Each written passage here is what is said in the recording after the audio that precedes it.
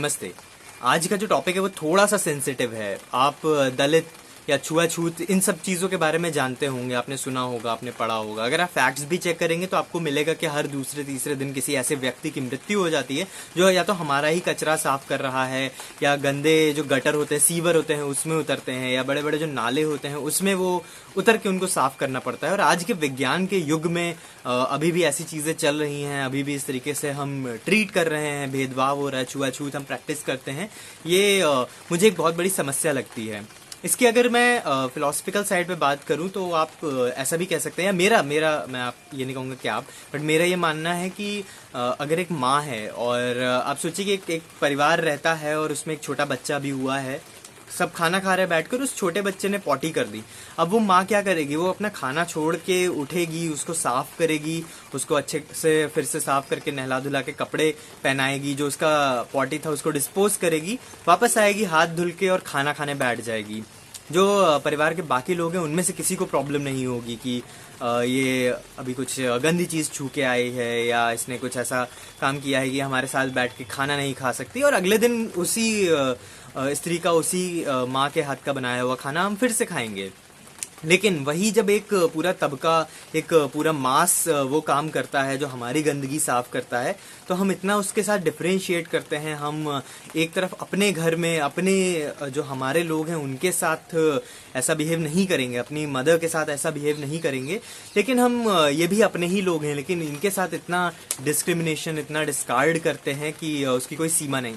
आप इसके बारे में सोचिएगा ज़रा कि क्यों अगर छुआछूत है, अगर ये अछूत है, तो फिर जो मदर है जिसने अभी अभी अपने बच्चे की पॉटी साफ की है और आके उसी हाथ से खाना बनाएगी, वो भी तो कहीं ना कहीं अछूत की कैटेगरी में आनी चाहिए। अगर सिर्फ ये काम, ऐसा काम करना, ऐसी चीज़ों को छूने से कोई अछूत हो जाता है। दूसरा, जो मैं साइंटिफिक चीज़ की बात कर रहा हूँ कि हमारी जो सोच है वो थोड़ी सी साइंटिफिक होनी ज़रूरी है। हो सकता है कि उस समय के समाज में जो लोगों का साइंटिफिक टेम्परामेंट था, या उस समय जैसी सिचुएशन थी, या जो नेसेसिटीज़ थी, उसके अकॉर्डिंग एक सिस्टम डेवलप हुआ। लेकिन आज के टर्म्स में वैसा ही हम कंटिन्यू करते रहे बिना सोचे, ये इसका मुझे कोई भी लॉजिक समझ में नहीं आता। हमारे वेदों में एक सूक्त है, एक श्लोक है, और वो श्लोक कुछ ऐसा कहता है कि जब समय की शुरुआत हो रही थी तो उस वक्त दो ही चीज़ें थी। एक तो रीत थी, रीत के साथ सत्य था। तो ये दो चीज़ें थी, एक रीत और एक सत्य। और रीत से ही आपका सूरज, धरती और चांद, तारे बने। और ये भी कहा जाता है उसमें कि अगर आप इस श्लोक को उच्चारण करेंगे तो आपके सारे पाप धुल जाएंगे। अब आप ये कह सकते हैं कि उस समय के जो लोग थे उनके लिए इतना लॉजिक काफ़ी था। लेकिन आज के समय पे अगर आप किसी भी यूथ के पास जाएंगे और आप ये कहेंगे कि अच्छा ये श्लोक पढ़ो और इससे तुम्हारे सारे पाप धुल जाएंगे, तो उनको यकीन नहीं होगा। तो आज के टाइम पे उस श्लोक को हमें थोड़ा सा और एनालिसिस करने की ज़रूरत है, हमें थोड़ा सा और सोचने की ज़रूरत है उसके ऊपर कि वो श्लोक कह क्या रहा है। उसका कहने का सिर्फ इतना सा मतलब है कि ये जो ब्रह्मांड है, ये जो चांद है, तारे हैं, चंद्रमा है, सूरज है, ये इतने बड़े हैं, और उस इतने बड़े ब्रह्मांड में हमारा एक गैलेक्सी है, उस गैलेक्सी में हमारा एक सोलर सिस्टम है, उस सोलर सिस्टम में हमारा एक प्लैनेट अर्थ है, उस प्लैनेट पे भी इतने सारे देश हैं, उस इतने सारे देशों में इतने सारे राज्य हैं, उन राज्यों में इतने सारे डिस्ट्रिक्ट और ब्लॉक हैं, उसमें इतने सारे गांव हैं, और उस गांव में भी या उस शहर में भी मेरा एक छोटा सा प्लॉट है, एक छोटी सी जगह है, और उस छोटी सी जगह में भी मुझे कितनी जगह चाहिए? बहुत ज़रा सी।